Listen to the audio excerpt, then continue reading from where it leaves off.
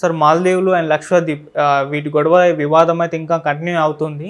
So అప్పుడు వివాదం ఉన్న టైంలో మాల్దీవ్ ప్రెసిడెంట్ చెప్పడం చూసాం, మాల్దీవుల్లో ఉన్న భారత ఆర్మీ వెనుదిరగాలి అని చెప్పేసి.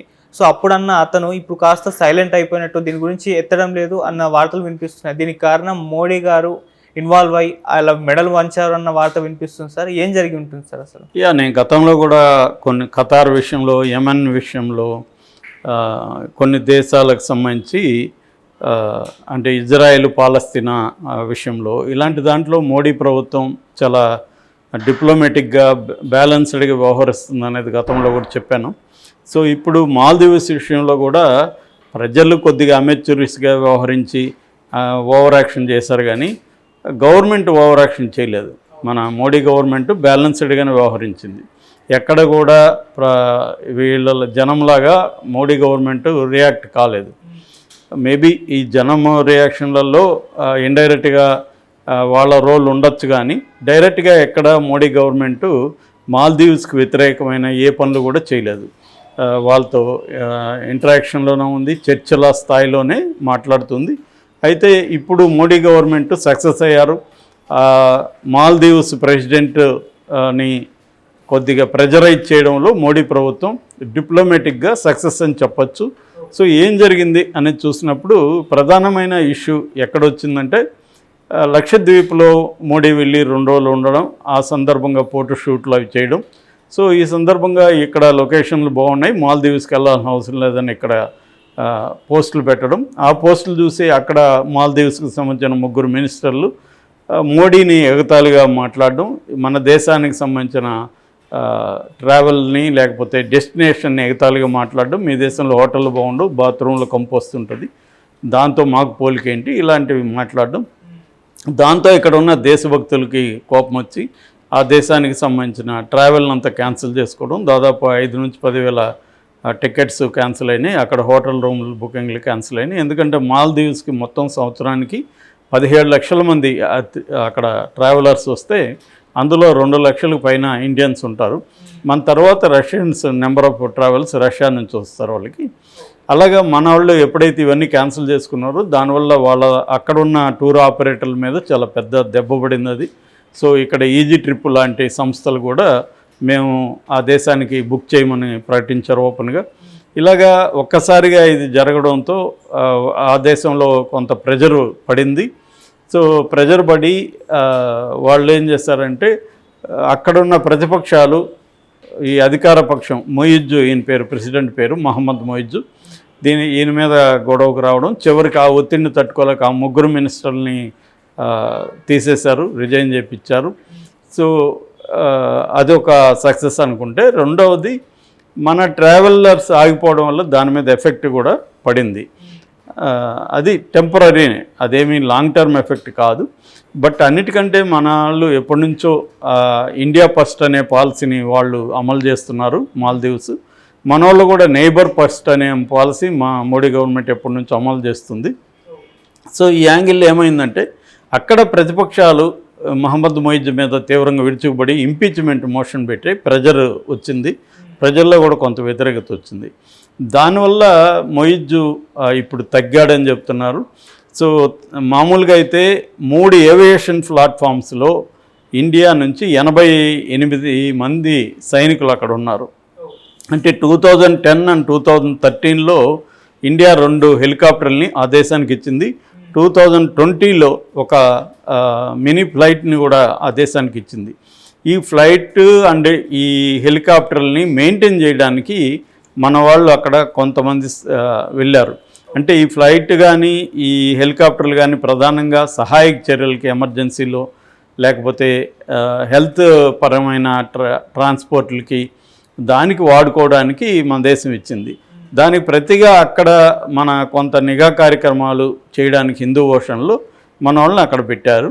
కాకపోతే అది మెయింటెనెన్స్ పేరుతో పెట్టారు. సో ఎప్పుడైతే ఇది జరిగిందో మొయిజ్ పార్టీ ఏం చేసిందంటే, ఎలక్షన్లలో ఇండియా అవుట్ అనే ఒక స్టాండ్ తీసుకున్నది. మేము అధికారంలోకి వస్తే ఇండియన్ సైన్యాన్ని మేము పంపించేస్తాము, ఇండియా అవుట్ అనే పాలసీని తీసుకుంటాము, ఇండియన్స్ అనేక విషయాల్లో ఇంటర్నల్ విషయాల్లో చొరబడుతున్నారు, ఆ మధ్య కూడా మన చేపలు పట్టేవాళ్ళు సముద్రంలోకి వెళ్ళినప్పుడు వాళ్ళ కోస్ట్ గార్డులు వచ్చి 3 పడవల్ని స్వాధీనం చేసుకున్నారు. సో ఇటువంటి అనేక చర్యల్ని మేము ఖండిస్తున్నామని మొయిజ్జు వెళ్ళాడు. అదే టైంలో ఇజ్రాయెల్ పాలస్తీనా మీద లాస్ట్ ఇయర్ అక్టోబర్లో అటాక్ చేయడం, దాంతో ఈ దేశం కూడా ముస్లిమ్స్ కాబట్టి వీళ్ళందరూ కూడా ఇజ్రాయెల్కి వ్యతిరేకమైన స్టాండ్ తీసుకొని పాలస్తీనాకి సపోర్ట్ చేసింది. ఇండియా ఇజ్రాయెల్కి సపోర్ట్ చేస్తుందన్న అభిప్రాయం ఆ దేశంలో ఉంది. అది కొంతవరకు వాస్తవం కూడా. మనోళ్ళు ఏంటంటే పాలస్తీనాకు కూడా దాని ఏమంటారు వాళ్ళ సహాయక చర్యలన్నీ ఇండియా కూడా చేసింది. వైద్య పరికరాలు, మెడిసిన్స్ అన్నీ పంపించింది అక్కడికి, అట్లాగే ఖండించింది కూడా.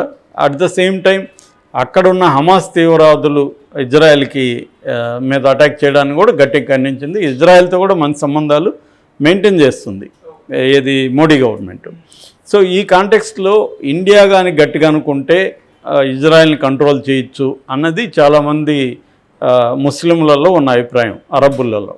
కానీ ఇండియా ఆ పాలసీ తీసుకోవాలి, ఇరువైపులా కూడా బ్యాలెన్స్ చేసే పాలసీని తీసుకునింది. ఇది ఎప్పటి నుంచో కూడా ఇదే పాలసీలోనే ఉంది.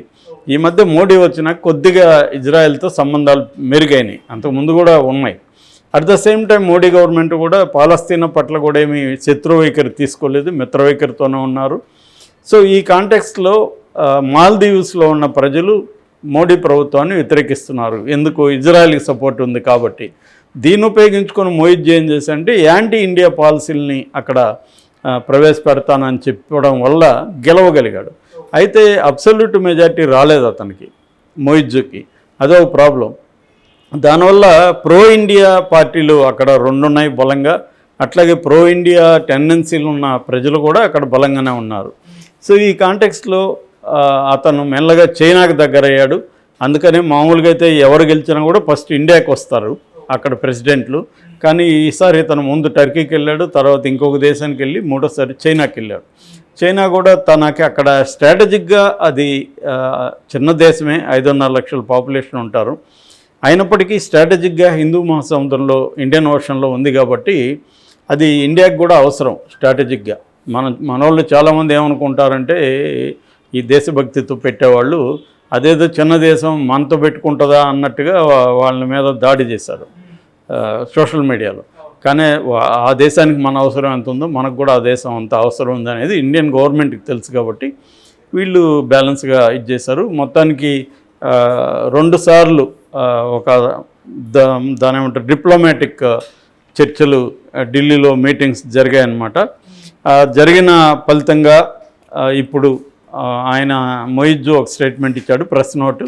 అదేంటంటే మార్చి 10th లోపల 2004 10th లోపల కొంత ఉపసంహరణ, ఒక ఫస్ట్ ఫేజ్ ఉపసంహరణ జరగాలి, మే 10th లోపల సెకండ్ ఫేజ్ ఉపసంహరణ జరగాలి. దానికి ఇండియా కూడా ఒప్పుకునింది.